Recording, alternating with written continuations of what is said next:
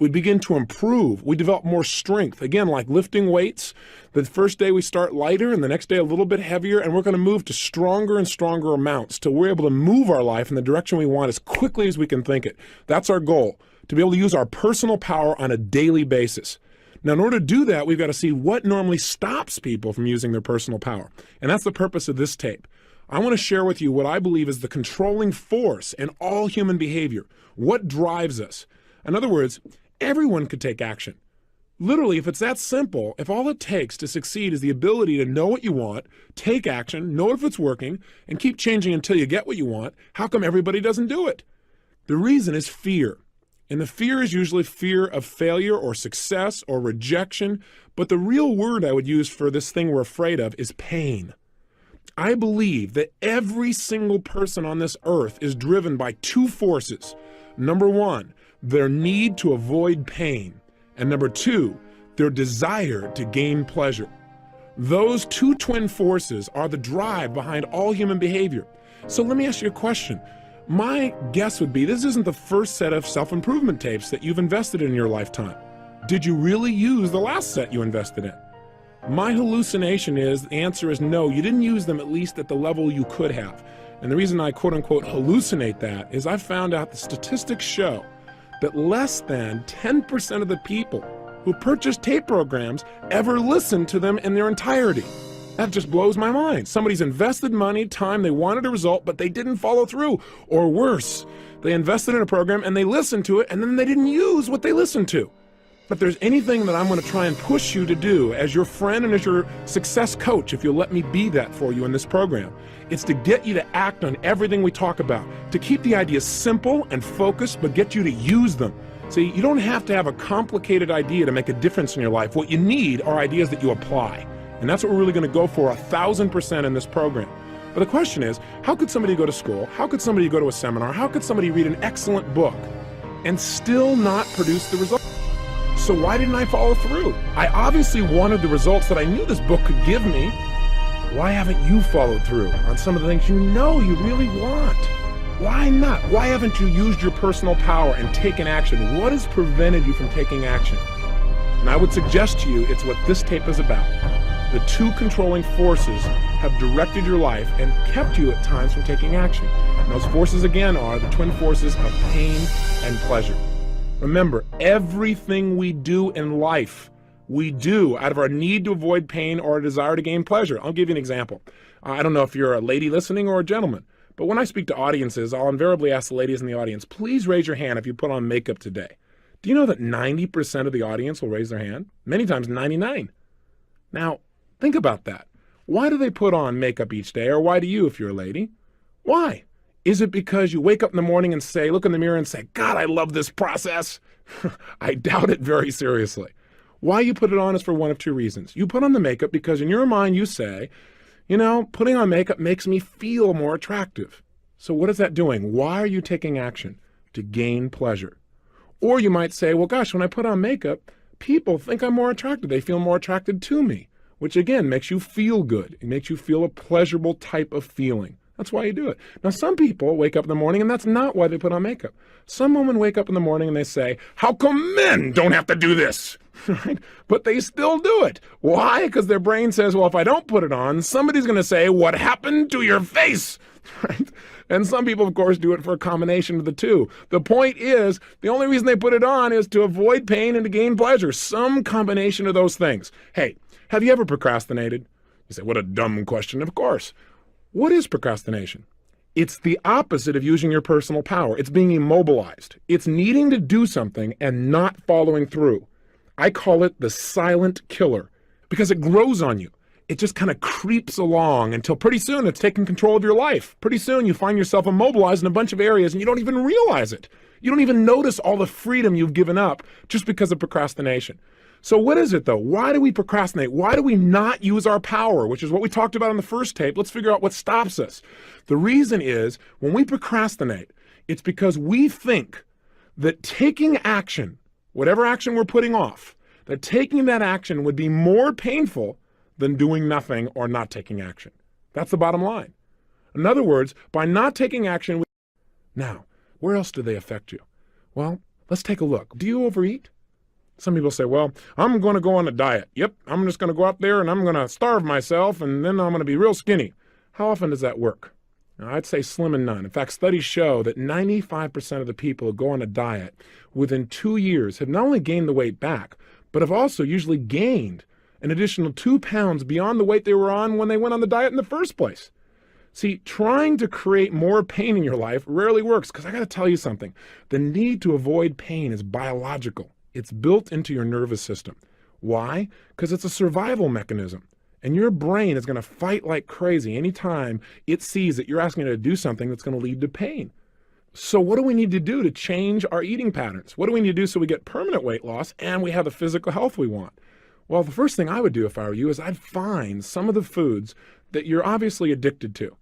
In other words, foods that you eat on a regular basis and you eat them in excess. Why do you eat them in excess? You go, well, because when I was growing up, these and these things happened to me. No, that's not true. There's only one reason you eat more food than you should, because it's pleasurable, because you like to eat that chocolate, because you think, good dive of chocolate, and you just go into a state where you got to have it. See, you associate deep, deep pleasure, and that's why you go for it. Now you say, yeah, but being fat is really painful. That's true. But the reason you ate the chocolate, because in that moment, what was more real to you? The pain of being fat or the pleasure of the chocolate? I would assume that it was the pleasure of the chocolate if you're overeating. So what we've got to do to make a change in our life is not go out and discipline ourselves, but to change what we link pleasure and what we link pain to. So what if you saw somebody that you were really attracted to and you wanted to be with them, you want to develop a relationship, but you didn't follow through? How come? Real simple, isn't it? Because you associated more pain to walking up and asking him for a date than not doing it. You thought, well, gosh, but if I could do it, I could have the pleasure. But which one was a more powerful motivating force? The pleasure of being in a relationship or the potential pain of being rejected? If you didn't follow through, I'm sorry to sound so simplistic, but let's talk about what really drives human behavior. And I think there are certain basic fundamentals that drive our behavior. When we understand them, we can start to utilize them to change our life.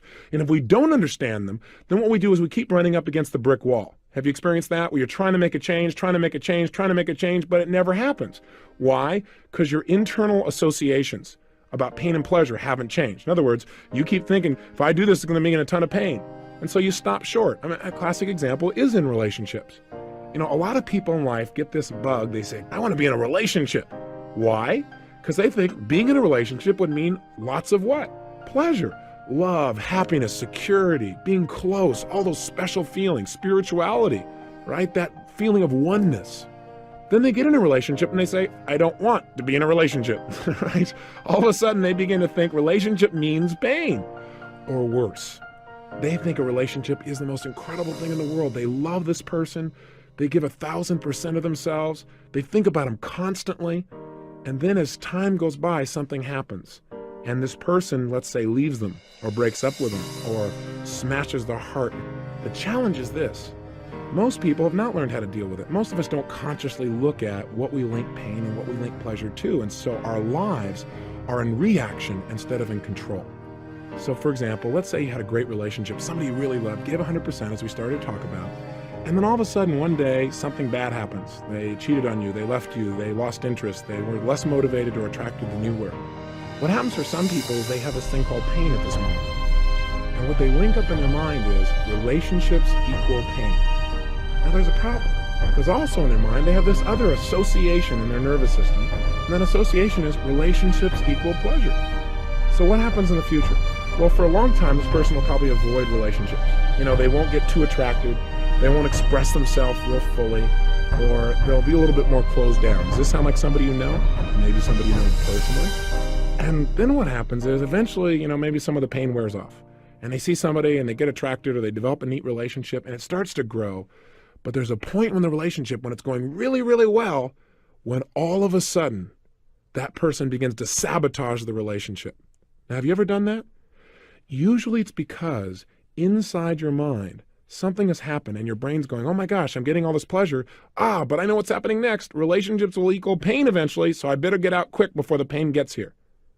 Now, I want you to realize that this idea of pain and pleasure doesn't just shape your emotional life or whether, for example, you smoke cigarettes or overeat or whatever the case may be, but it affects every aspect of your life, every aspect, big things and little things.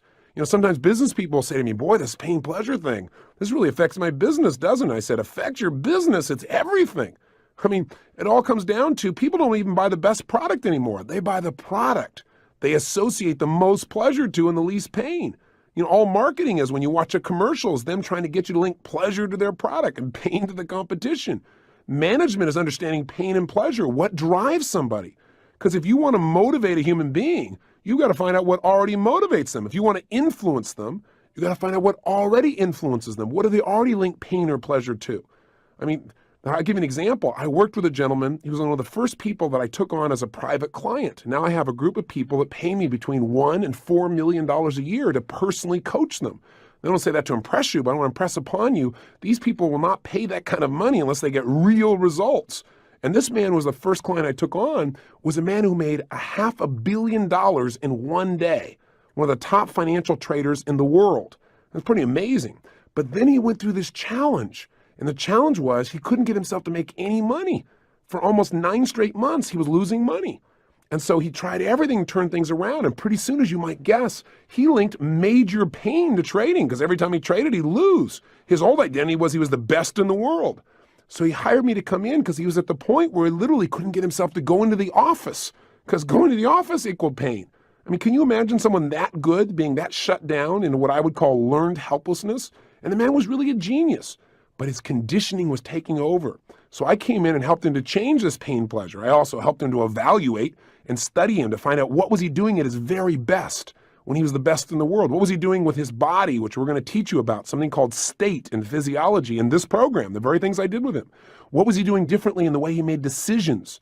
How was he evaluating things? A lot of what this program teaches I did with him personally, and I began to turn him around. And most importantly, get him to link massive pleasure to trading, along with making sure he was using the right principles. You can get all pumped up and excited and link pleasure and do the wrong thing.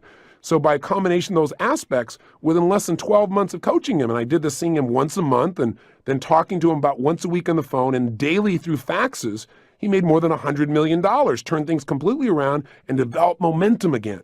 So I just want you to get, this is really important for you if you're in business, as well as important for you in your personal life. And also it doesn't matter how tough things are. I dealt with a woman a couple of years ago who had 152 personalities, and she started splitting in the middle of my seminar. And in 45 minutes, I was able to help her to integrate herself. And the way I did that was by understanding the relationship of these 6 human needs, as well as the principle of pain and pleasure. So I want you to know, when you master this area of your life, you can change virtually anything. And you've got to master it around the area of learning. Things are changing so rapidly. The one skill you got to have is the ability to learn rapidly. And you know what? When we're in school, we link massive pain to learning, most of us. And so kids, boy, you can turn them around so easily when you entertain them a little bit. I try to make this little tape program somewhat entertaining. I just got my voice to try and do it and tease you and push you, but hopefully you can feel the difference, and you will over the next few days as we go through each day, day after day, building momentum. But you know what? The secret is to realize there's so much information. The only stuff we pay attention to is the stuff that moves us emotionally, something that inspires us or makes us laugh or makes us cry or makes us feel. That's the stuff we remember, and that's the stuff we use. So pain and pleasure is shaping every area of your life. And what we want to do in this tape is really start to take control of it. So we're not in reaction to our old conditioning, but we're in charge of it. And the first step to that is awareness of this principle, the awareness that this is shaping us and how it works. So the controlling force of our life then, the thing that directs our life, is what we link pain and what we link pleasure to. Think about it. Advertisers know all about this, don't they? Advertisers know that if we're going to get people to take action, to use their power to buy things, we got to get them to associate pleasurable feelings to our product, or show them how they can eliminate some pain they already have by buying our product. Think about it. Isn't that what they really did in those old AT&T commercials? AT&T tried to give you the pleasure and the pain. What'd they do? They didn't come on with a commercial and say, listen, I know you miss your mother, call her. No, no, no. First, they took out a big knife and they stabbed you in the chest with it, right? They came out there and they showed this poor old lady saying, gosh, my son hasn't called me in forever. I miss him. He probably doesn't even love me anymore. Oh my gosh, I'm being left alone. So all the grandmas in the world start to feel pain because they realize their son hasn't called them in at least 15 minutes. On the other side, right, here's the sons out there in the world and or daughters who are watching this going, guilt, guilt, oh gosh, I've been busy, oh gosh, I need a call and everything else. And pretty soon what happens is, in the same 30 seconds after making you feel all this pain for not calling, they then show you that by calling, you'll get what? Pleasure. How does it work? In the same 30 or 60-second commercial, what happens is the son picks up the phone and calls mom, and she smiles. Oh my gosh, he does love me. And she smiles, and the music comes on behind it, and he's smiling, and there's an incredible bond and connection. You just feel your heart opening, and at the end of it, they say, don't let your family drift away. And what's happened? In 60 seconds, they've gotten you to link to their product, a way to avoid pain, plus they stirred up some of your pain, made you hurt a little more so you're more motivated, and simultaneously showing you how you can heal it and get pleasure just by picking up this little device that's nearby that they'll make money if you take action on. Now, I'm not against it because I think it's a great tool, but I want you to realize it's a pain-pleasure commercial. And then there was Citibank Visa, right? It's interesting to see what Citibank used to motivate people versus, say, American Express and what they used. They both had two classic commercials. In the Citibank commercial, there's a dark background, and a man comes on, and he's got a lot of pain. And he says, yeah, I got the phone call. It's 4 o'clock in the morning. My father was having a heart attack. I had no money. Then all of a sudden it comes on, and the Citibank lady comes on with a smile and says, you know, we heard about his problem. And she said, we wanted to help. He called us, he told us what he needed the money for. We gave him the credit. Goes back to the man, yeah, because of Citibank, I was there. I was there at my father's hospital bed, thanks to Citibank. People who care. Now, what's the implication here? Well, if you want to solve the pain in your life, just get a Citibank Visa, and they'll handle it. You need more money? Hey, just call. They'll handle it. They understand. Well, that's an interesting way of looking at things. So how can we use this understanding of the controlling force? How can we use the understanding that pain is a greater motivator than even pleasure? Well, the way to use it is to begin to understand that in any moment in time, our reality is based on whatever we focus on. That is, at any moment in time, whatever you focus on is what's most real to you. For example, if you're looking at that piece of chocolate and you think about eating the chocolate and you just let your mind flow based on its old associations, it might say, yumbo, it's time to eat. You might immediately get that pleasure feeling. And as long as you focus on the pleasure you're going to get, and that is your primary focus, and that's what's most real to you, then you're going to be drawn towards the chocolate. But haven't you also had times where you didn't eat the chocolate? Or you didn't eat something that normally you're kind of addicted to? Haven't there been times when you've stopped yourself? How have you done that?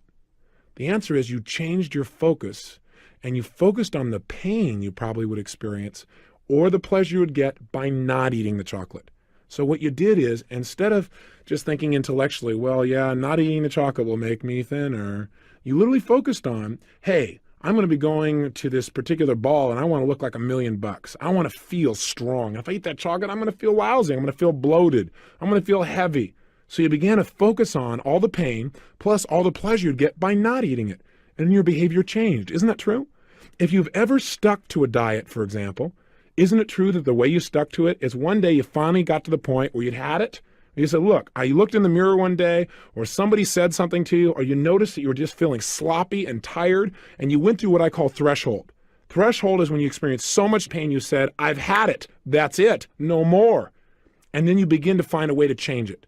Well, I believe that you can do this with anything at any moment in time, and I know you can. All you got to do is control your mental focus. So if you want to change your behavior, you must focus on how not doing something is going to be more painful than just going for it. In other words, link not taking action as being more painful than just doing it. Just the way we talked about with procrastination, do it to yourself up front. Don't wait till life puts you in a pressure situation where you feel like you have to do something. Does that make sense? So how can we use this in other areas of our life? Do the same thing. You want to connect with somebody, you want to make sure you communicate with them, then think about, if I don't do this, I know I feel busy, I know I feel overloaded, but if I don't call them here on their birthday or on Easter, how's it going to make them feel? How am I going to feel? You know, that would be painful. If I just made the call and I connect with them and they feel appreciated, how's that going to make me feel? Pleasurable. Use pain and pleasure instead of having pain and pleasure use you. That's the secret to success. You do that and you're in control of your life. You don't do that and life controls you. And unfortunately for most people, life controls them. So let's change it. And in the next tape, we're going to talk about specifically how to change what we associate pain and pleasure to. But step number one is just getting clear that this is the controlling force of your life. If there's anything you want to do and you can't figure out why you're not doing it, there's a simple answer. You link more pain to doing it than not doing it. Hey, if you don't have enough money, for example, I know that's an issue for a lot of people. It was for a good deal of my life. If you don't have money, there's only one reason. You link more pain to having more money than to not having it. Now you say, okay, Tony, you've been okay up until now. Now you've gone over threshold. I don't buy that theory. Hey, I wouldn't have bought it either, but it's true. I got to tell you something. You're an intelligent person. You have the ability to produce results. You had enough personal power to make a phone call, put your money on the line, and now you're following through and listening to it. You're in that top 1/10 of 1%, literally. I mean, you aren't just somebody who's just hanging out. You're willing to do something about it. Even with all of that, your ability to follow through, if you don't have the money that you want in your life, imagine motivating your life as being a scale, if you would. And on one side is pain and the other is pleasure. And your brain is always weighing, if I take this action, what's it going to mean? More pleasure and less pain, or more pain and less pleasure? If you're not following through, it's because you've got that scale weighted in the opposite direction as it needs to be. And if you're going to change your behavior and use your personal power, then you've got to change what you associate pain and pleasure to. If you're sabotaging your success in any area of your life, it's exactly the same reason. You're having what I call approach avoidance. That is, you have a mixed set of associations about pain and pleasure. As I gave you the earlier example, in a relationship, I want to be in a relationship. It'll mean pleasure. But then you get into it and you start to notice some things and your brain says, oh, it might end. It might mean pain. And so you start to make relationships work and you sabotage them. You may do the same thing financially. I want money because money will mean for me maybe more freedom, or I could give to my friends, or I could buy my kids something, or I could travel the world, or I could learn something new, or I could hire this best coach in the world to do something for me. And yet at the same time, your brain's going, yeah, but then I'll get judged, or yeah, I'll have to give up all this stuff, or I'll have no time with my family and all this pain. And so you don't follow through and you begin to sabotage financially. If you're going to change that once and for all, forever, you've got to right now decide that you control the focus of your mind. And that if you're not following through, all you have to do is focus on what's the pain I'm going to have if I don't do this. Most of us focus on, well, what will be the pain if I take action? And we keep ourselves from using our personal power. Your focus has to be, what will be the pain if I don't do it? What will be the ultimate price if I don't follow through? What will it cost me emotionally, spiritually, physically, financially, in my life? What will happen to the juice and passion of my life if I don't follow through? If you start asking those questions, you'll be able to motivate yourself. And when we get into the goal setting workshop in this program, you're going to find that I'm going to show you not only how to set goals and find out why. So let me give you an assignment. And then tomorrow, we're going to show you how to make changes rapidly. But let's make some changes right now, okay? Take out your journal. I want you to write down 4 actions that you need to take in your life that you've been putting off. Now, I know you made some decisions a day or so ago, but I want you to look at 4 more things. What are 4 actions that you need to take? Maybe you need to lose some weight. Maybe you need to stop smoking. Maybe what you need to do is need to make a phone call you haven't followed through on. Maybe it's initiating a new job interview for you. Maybe what it is communicating to somebody that you really, really are attracted. Or maybe it's you're in a relationship with somebody and you haven't communicated how much you really love them in a long time, real directly. You're kind of taking it for granted. I don't know what it is. But I want you right now to write down what are 4 actions that you could take immediately that you've been putting off. You know you should take, but you haven't done it. Again, make these 4 different than the ones you already did yesterday. Don't go, well, I did 2 of them yesterday, so that means I have to do 2 more today. No, remember I said each day we're going to do a little more? We're going to increase the weights. We're going to develop more muscle, more will, more power. That's what we're doing right now. So you're going to write down 4 new actions, right? 4 simple actions that you're going to take. And then what I want you to do is I want you to be honest with yourself. I want you to write down under each action that you've not taken that you know you should. I want you to write down what is the pain that you associate that's kept you from taking action in the past. Let's just get clear, because I guarantee you that if you've not taken action, it's because you associated more pain to taking action than not. Okay, you've heard that about 19 times, but you're going to hear it again and again until you start to use it. You know, I once heard a story about this great minister, and people came to his church and they listened to him, give this great sermon. And it was a phenomenal sermon. And then they came back the next week and he got up and gave the same sermon. And the third week it was the same sermon. And after about 5 sermons in a row of the exact same sermon, a couple of the elders in the church decided to pull the minister aside and see if he was okay. And they said, sir, don't know quite how to communicate this to you, but are you aware that some of what you've been saying has been pretty much identical as to what you said last week and the week before and the week before? And the minister just smiled very calmly. He said, oh, I'm glad you noticed. I said, well, why are you doing that? He said, I'm going to keep doing this sermon until you guys start applying it. So if I sound like I'm giving a sermon that sounds like the same one, it is. We're going to make sure you apply it and make sure you embed it.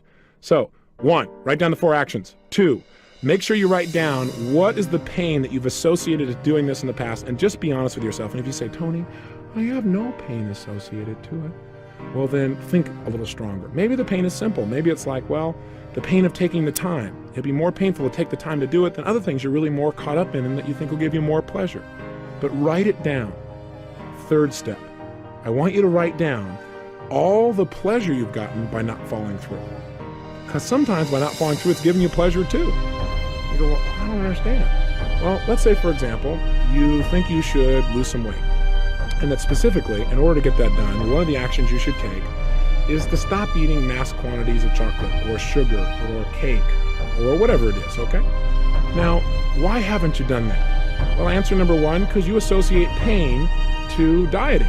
In fact, what are the first 3 letters in the word diet? That ought to give you a clue why most people want to avoid it. They feel like they're dying. The bottom line is that's kind of painful. So what have you done? You've associated taking something away. Loss equals pain for most of us. If we feel like we're losing something or giving something up, we feel like losing weight, it's going to be painful. So you go, well, gosh, I would be taking something away. I would be taking away things I used to have pleasure eating. So that's pain.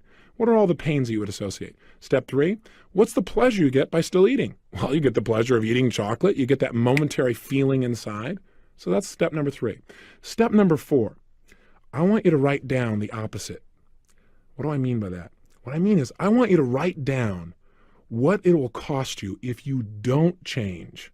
That is, if you don't stop eating chocolate in mass quantities, if you don't stop smoking, if you don't make that phone call that you know you need to make, if you don't start consistently working out each day, if you don't go out and really make an effort, even though it may be difficult, to get through to that person who in the past has made you mad. If you don't do that, what's it going to cost you? And be honest with yourself. What will it cost you over the next 2, 3, 4, or 5 years? What's it going to cost you emotionally? What's it going to cost you in your self-image? What will it cost you in your physical energy level? What will it cost you in your feelings of self-esteem? What will it cost you financially? What will it cost you in your direct relationships with the people you care about most? And I really want you to hone it down. And how does that make you feel? In other words, don't just go, well, it'll cost me money. Well, I will be fat. That's not enough. You got to remember, what drives us are our emotions, not just our intellect. So get emotional about it. What will it cost you, and how would that make you feel to not get those results?